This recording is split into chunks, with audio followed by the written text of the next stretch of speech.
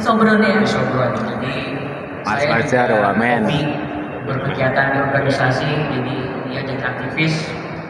Dan untuk menyambung hidup, ketika saya kuliah di UMS, itu saya mencari tambahan dengan cara menulis. Jadi tulisan saya itu dimuat pertama kali di Solo Post ya. Wih.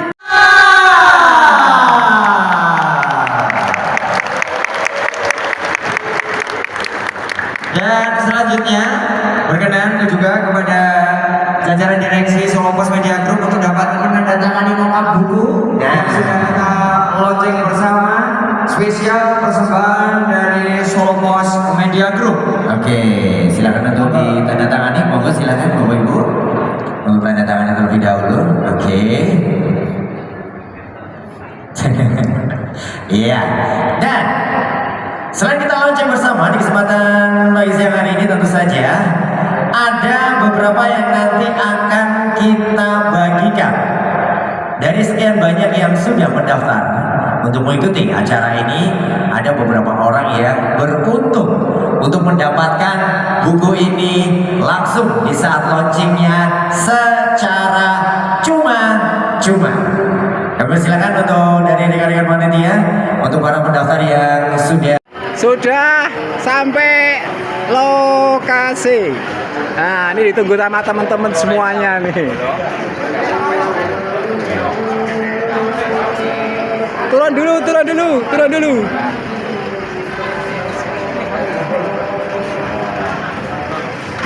Bro. Nah, ngono lho, Bro. Kan cocok karo memenmu. Mundur. Bos, tunggu teman-teman deh, Bos. Tunggu teman deh. Jadi satu gelombang besar yang menjadi budaya di sekolah-sekolah. Ada lebih dari 4.000 kandidat nih ya. Kita selonjoran bisa. Jadi saya perhatikan Pokoknya di sini nggak boleh tegang, harus santai. sekolah dan orang tua. Oh, lihat nih. Teman-teman kita, wah mantep. Ini sahabatku dari Bandungan nih juga. Oke. Aja dulu Mas, kita Mas. Teman juga ya. Bersama di season hari ini.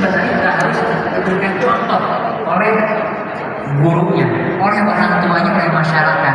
Kenalan Mas Fajar untuk yang dia butuh role model. hitungannya. Nah, maka kita perlu memperbanyak juga role model ini yang bisa ditiru oleh anak-anak muda kita. Ya kalau gurunya tidak menunjukkan gaya hidup sehat, gaya hidup hijau, ya pasti anak siswanya juga nggak akan melakukan itu. Jadi kalau istilah kita itu kan antara kata dan laku harus sama. Ya, kalau kita ingin anak kita ini melakukan sesuatu, maka gurunya, orang tuanya harus terlebih dahulu melakukan itu. Kan contoh ini kan Dipercaya orang, kaitannya juga mungkin kayak Prodia ya, bisnis kepercayaan. Kita kalau ngomong lab di benak kita kan langsung Prodia gitu kan, udah cek aja di Prodia gitu kan. Nah itu gimana tuh Mbak? Iya, trust itu dibangun. Dibangun. Jadi nggak bisa kita baru kenal sama orang langsung trust. Jadi memang kita di Prodia itu segala pemeriksaan itu kita sangat kita punya departemen namanya Research and Development. Jadi setiap pemeriksaannya kita launching itu betul-betul sudah melalui uji saring yang sangat ketat, dan kita juga punya akreditasi nasional maupun internasional. Kenapa kita sebetulnya itu bisa aja nggak perlu akreditasi, tapi karena kami menjaga layanan ke pelanggan dan trust itu tadi, makanya kami lakukan akreditasi baik nasional maupun internasional untuk tetap menjaga kualitas layanan yang kami berikan buat pelanggan. Jadi itu integrity dan trust itu dibangun, dan kita harus keep layanan kita itu di standar yang tinggi. Oke, jadi kalau Punya bisnis bisa sustain. Dan yang terakhir G, governance atau tata kelola. Ya tadi itu kita bekerja dengan integritas, itu juga kayak misalnya waktu COVID itu bermunculan lab-lab yang tahu-tahu bisa melakukan swab PCR gitu ya.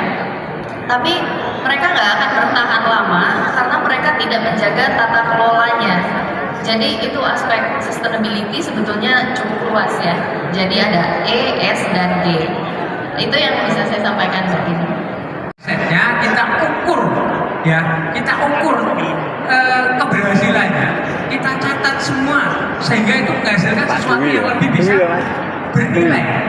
Takarannya jelas. Nah, ketika saya menjadi seorang entrepreneur di bidang pertanian, ya, pendapatan itu sudah kita batasi, Mas. Tergantung kemampuan kita.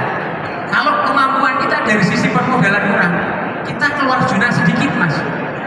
Cari investor, tapi dengan catatan kita harus mampu menguasai budidaya apa yang kita lakukan, konsep apa yang kita mau kembangkan. Kita mau buat agrowisata, kita mau buat pertanian organik, kita mau buat hidroponik. Apa yang saya lakukan ketika saya mengajar hari ini, yang saya lakukan ketika saya masih menjadi mahasiswa pertanian, yang saya lakukan adalah berkomunikasi dengan pendidik saya untuk terus menggali dunia pertanian. Kemudian di sela-sela waktu saya akan mencari petani untuk belajar tentang pertanian, sehingga saya hari ini sudah menyiapkan untuk menjadi petani yang maju, mandiri, dan sejahtera, damai bersama untuk pertanian Indonesia.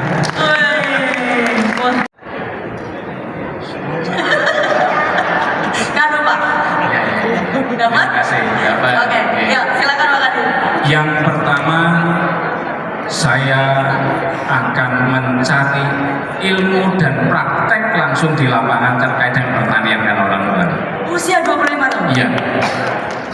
Praktek, kalau waktu saya muda, kok sudah ada Mas Dwi, saya akan belajar ke sana. Praktek langsung. Oke, tepuk tangan buat Pak Kadis. Praktek langsung ke dunia pertanian di usia 25 tahun. Oke. Malahan urban farming. Ya. Urban farming didukung oleh smart farming. Teknologi banyak dan anak muda mesti tertarik. Tapi jangan tunda ketertarikan kepada pertanian untuk besok. Yuk kita mulai hari ini apa yang tadi sampaikan Mas Dwi, gapai masa depan dari hari ini dan dimulai dari diri kita sendiri. Oke, cintai Indonesia. Loh, kok gitu? Baik. Oke, kita akan masuk di sesi konklusi. Saya meminta kepada ketiga narasumber ini untuk merenung 5 detik.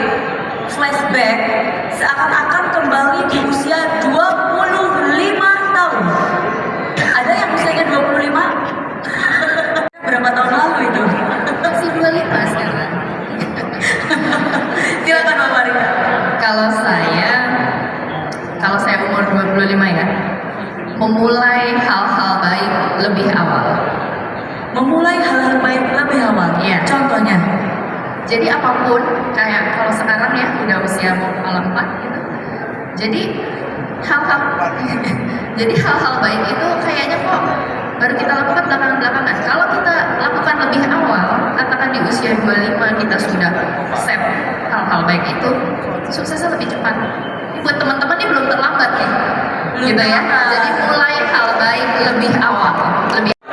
Iya, nggak apa-apa. Mulai sini dulu. Nggak apa-apa, nggak apa-apa. Oke. Kasih hadiah aja ya, panitia. Siapkan tiga hadiah ya, nggak apa-apa. 3 hadiah dulu. Silakan MC tanya apa Mas? Oke. Pertanyaannya simpel ya. Itu dulu rampung asli jadi kalau mau bikin kadung dikeroyok Oke. ini. Untuk yang ada di atas, siapakah nama Pak Kadis tadi? Oke. 3 orang yang tahu bisa mendapatkan hadiah. Nama lengkap Pak Kadis beserta gelarnya dan juga ketua RT tempat dia tinggal. Siapa nama Pak Kadis? Yuk, nggak boleh. Anak gue Pak Kadis. Ayo. Siapa nama Pak Kadis? Ayo, siapa nama Pak Kadis tadi? Oke, masuk. Dari ujung. Kamu petani apa mahasiswa? Mahasiswa pertanian. Kamu? Yanto. Supriyanto sih, tahan dulu. Tahan dulu. Bener, kamu ganti pertanyaan wis bener loh. Hah? Ganti pertanyaan yang mana? Ini generasi kita ke depan ya. Mas, jenengan sekelas berapa, Mas? Kelas 1 SMP. Kelas 1 SMP. Namanya siapa, Mas? Bares. Baris. Di sini bantu Bapak ya? Iya. Bapak kerjanya diwangi ya? Nggih. Itu apa alasannya? Dia ingin tahu kesibukan seorang petani, orang tua untuk membiayai anaknya terenyuh ya. Karena ikut pegang iritator ya Mas ya? Nggih. Siap, ini langsung anaknya tersendiri ya. Ganteng sih San. Jadi anakku patut Mas. Siap ya. Oke, makasih. Mas siapa tadi? Mas siapa? Bares. Mas Bares ya. Asli dari Pantean Bakungan. Pantean Bakungan Karang Dowo. Dowo. Siap. Kabupaten Klaten.